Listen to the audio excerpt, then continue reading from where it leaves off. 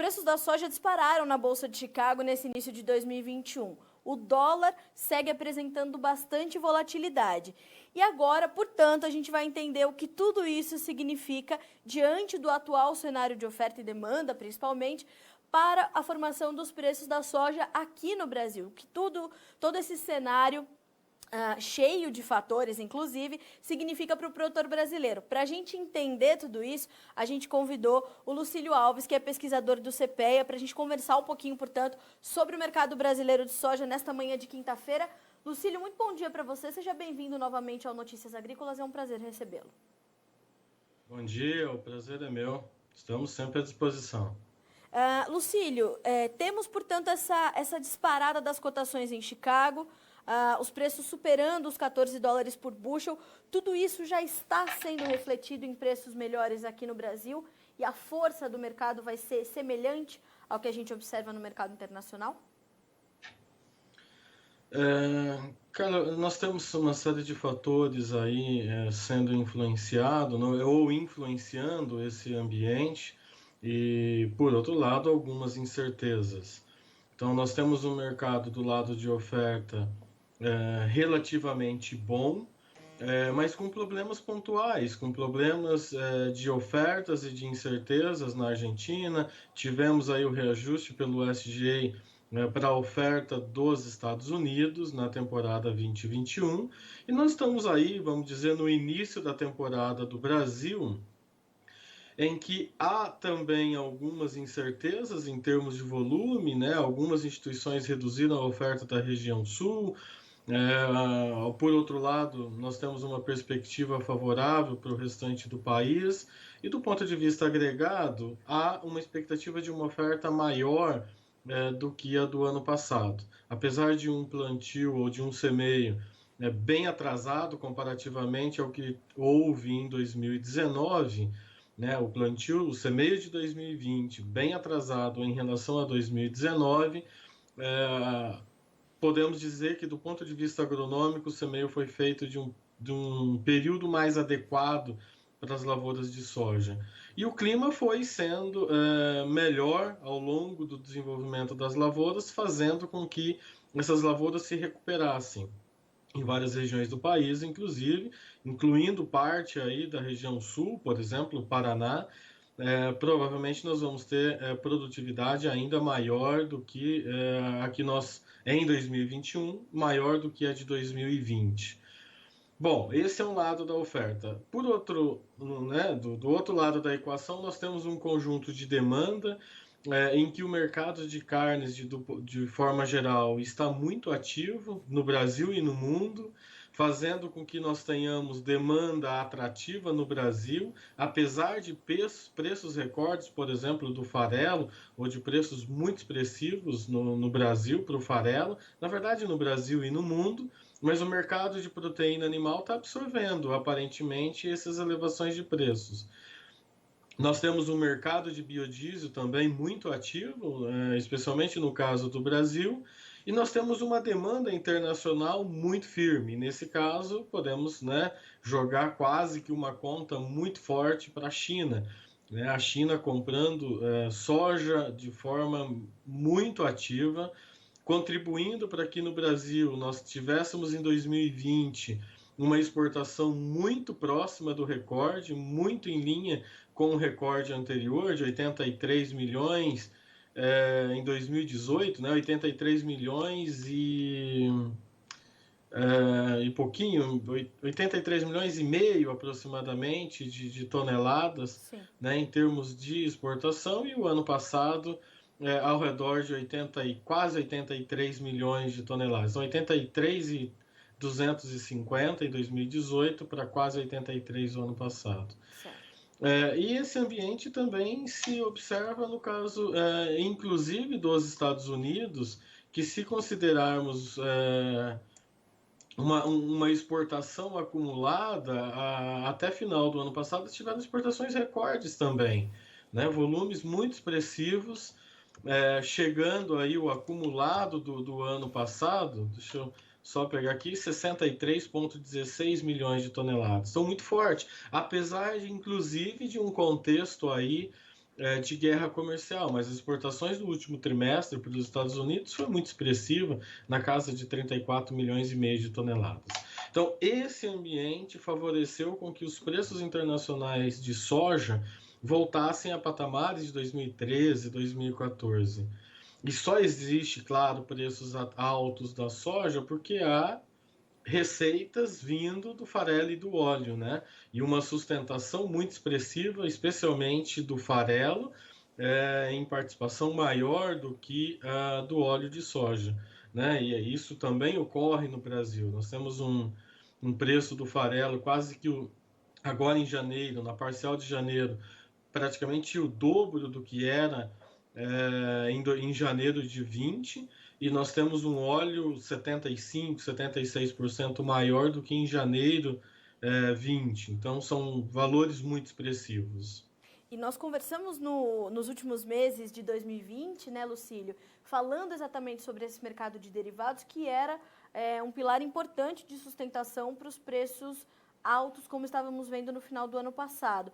Portanto, esse cenário deve se manter para 2021. Ambos os derivados, tanto farelo quanto óleo, também devem traçar uma trajetória de alta aí para esse ano, portanto. Sim, Carla, a expectativa pelo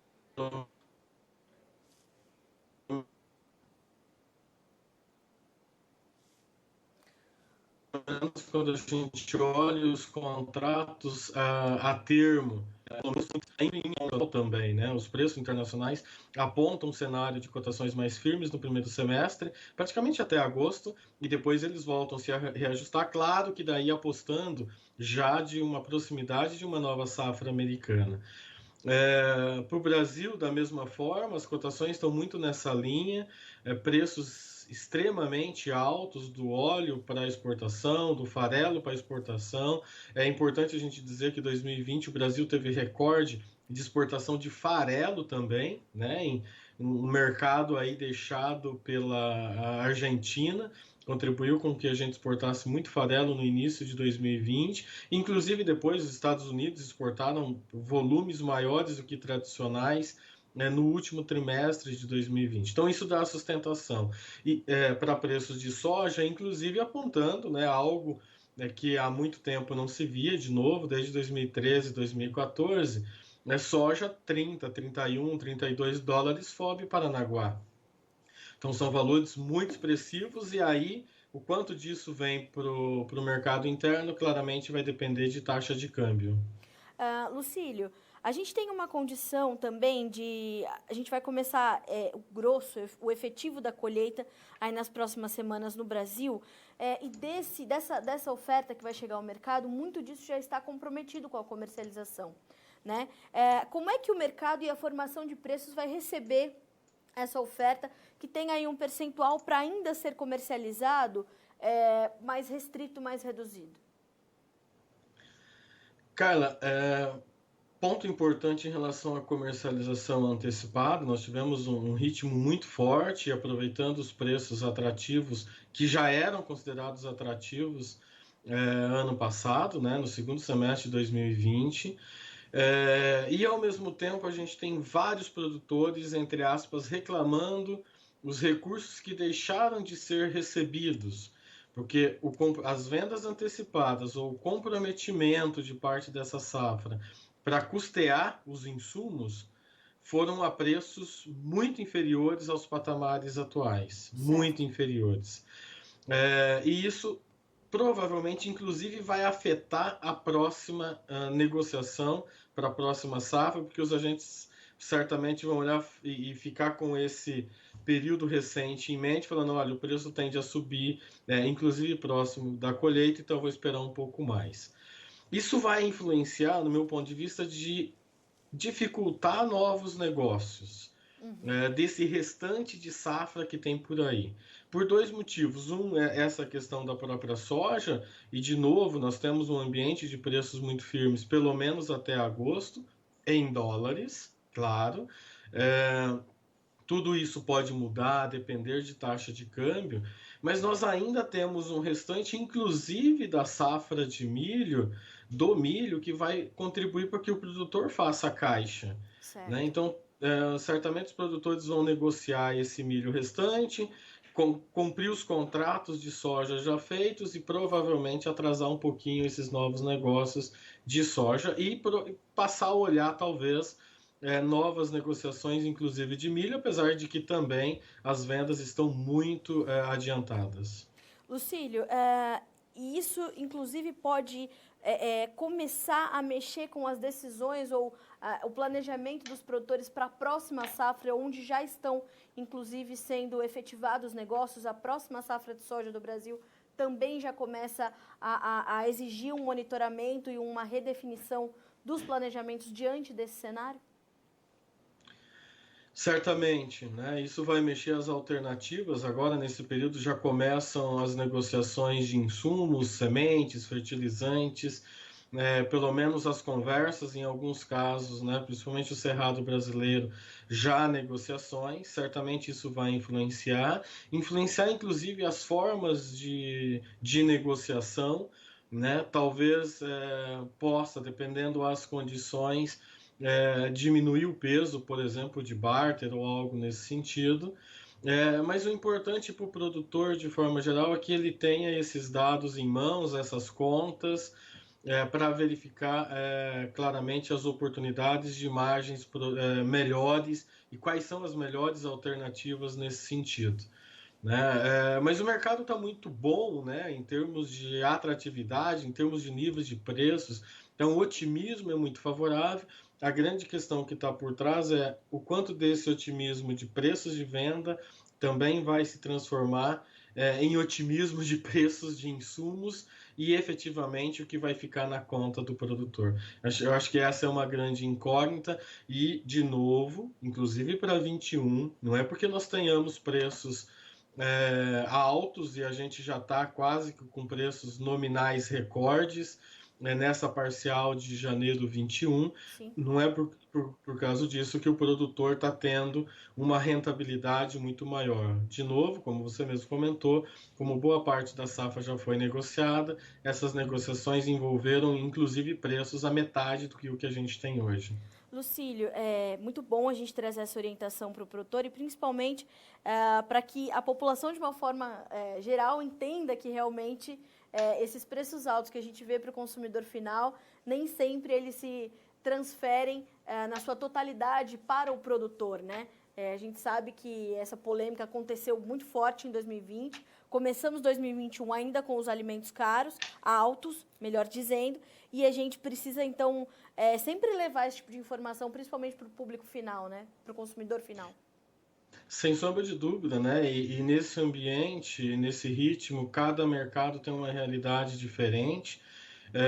Enquanto os preços do arroz subiram mais no campo, em termos percentuais, do que no mercado varejista, o óleo de soja, que ficou na mídia essa semana, que dobrou de preços, na verdade, Exato. durante o ano de 2020, hoje nós temos preços 75% ao produtor, na verdade, para a indústria, maiores do que o ano passado. Ou seja, o mercado varejista teve uma reação de preços muito acima do que é observado para as indústrias, o que não é comum, né? As análises estatísticas que a gente tem mostra que, em média, 50% do aumento de preços da soja efetivamente chegam até o derivado óleo de soja para o consumidor. E nesse ano nós tivemos uma reação muito mais expressiva.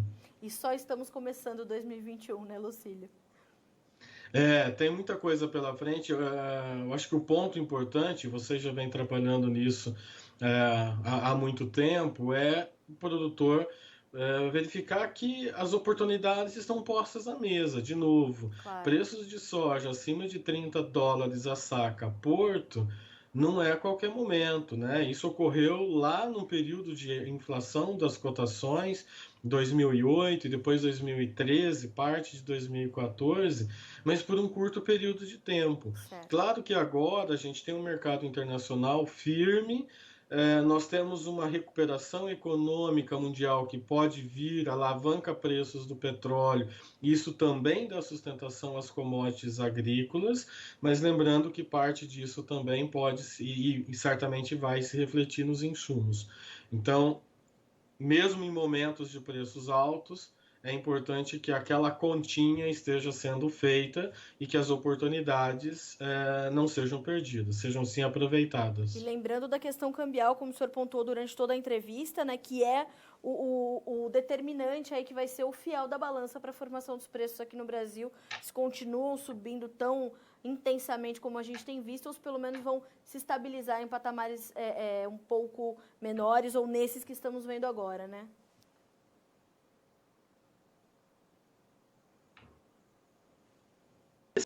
Parte dele, nós tivemos um ambiente muito favorável no Brasil, especialmente para os mercados de transações internacionais, em virtude de taxa de câmbio. Os preços internacionais não estavam subindo na mesma intensidade que a gente viu aqui no Brasil. Nós só tivemos porque a taxa de câmbio subiu muito, ou seja, a nossa moeda se desvalorizou muito em relação ao dólar. E no caso da soja, os preços da soja no Brasil estavam melhores no porto, mais atrativa do que os preços da Argentina e dos Estados Unidos. Então contribuiu para que nós tivemos vendas muito intensas. Agora nós demos, pelo menos nesse primeiro momento, um salto de preços internacionais. A grande questão é, o câmbio continua nesse patamar ou nós vamos ter oscilações e oscilações negativas de taxa de câmbio? Isso está fora de controle e foge desse ambiente de agronegócio, né? Entra um ambiente econômico, Brasil e mundo, e entram questões políticas que estão fora do nosso controle. Tá certo. Lucílio, eu agradeço muito pela sua companhia nessa manhã de quinta-feira, em nome da audiência do Notícias Agrícolas, informações sempre muito ricas para quem precisa tomar decisões. Então, muito obrigada mais uma vez pelo seu tempo, pelas informações compartilhadas conosco. As portas estão sempre abertas para o CPEA. Muito obrigada. Nós que agradecemos, estamos à disposição e aproveitando um bom ano a todos, inclusive aqueles, né, especialmente aqueles agentes que estão aí com a mão na massa nos diferentes elos dentro desse agronegócio brasileiro. Isso mesmo. Excelente 2021 para o senhor também. Até a próxima. Um abraço. Obrigado. Até a próxima. Até a próxima. Bom, Lucílio Alves, pesquisador do CPEA, nos trazendo, portanto, esse cenário que está previsto aí para os preços para o mercado da soja e derivados para 2021. Em essência, temos um ambiente muito favorável para os preços, principalmente em dólares, né? Diante dos fundamentos, pelo menos até agosto, o que vai ser o fiel da balança para a formação dos preços aqui no Brasil é a questão cambial, se o dólar vai se manter nos atuais patamares bastante elevados ou se a gente vai ter oscilações negativas que vão trazer alguma pressão sobre as cotações que efetivamente serão, pelo menos em parte, equilibradas pelos patamares mais altos na Bolsa de Chicago. Farelo e óleo também em excelente momento. A demanda por ração e por biodiesel seguem muito aquecidas, né, em ambos os setores, e a gente continua monitorando tudo isso. Fato é que não só o mercado do grão de soja, mas também dos seus derivados, segue bastante pujante e com preços importantes, preços historicamente altos. Vamos checar como estão as cotações em Chicago, nesse momento, para a gente encerrar esse boletim. O janeiro, lembrando, saiu da tela, então o março, que é o contrato de maior liquidez agora, 14 dólares e 12 cents por bushel, uma alta de 6 pontos mais 25. O julho, 13 dólares e 95, subindo 7 pontos, e o agosto, 13 dólares e 46 cents por bushel nesta manhã de quinta-feira. Temos também os preços do milho? Milho na Bolsa de Chicago. Mercado de trabalho estável nessa manhã de hoje, o março 5,26, o maio 5 dólares e 29, o julho 5,25 e o setembro 4 dólares e 75 por bushel. A gente conclui com os números do trigo, que trabalham em campo negativo, perdão. O março 6,55, o maio 6 dólares e 58, o julho 6 dólares e 44 e o setembro 6 dólares e 46 cents por bushel. A gente fica por aqui com este boletim, mas segue a nossa programação para que você seja sempre o produtor rural mais bem informado do Brasil.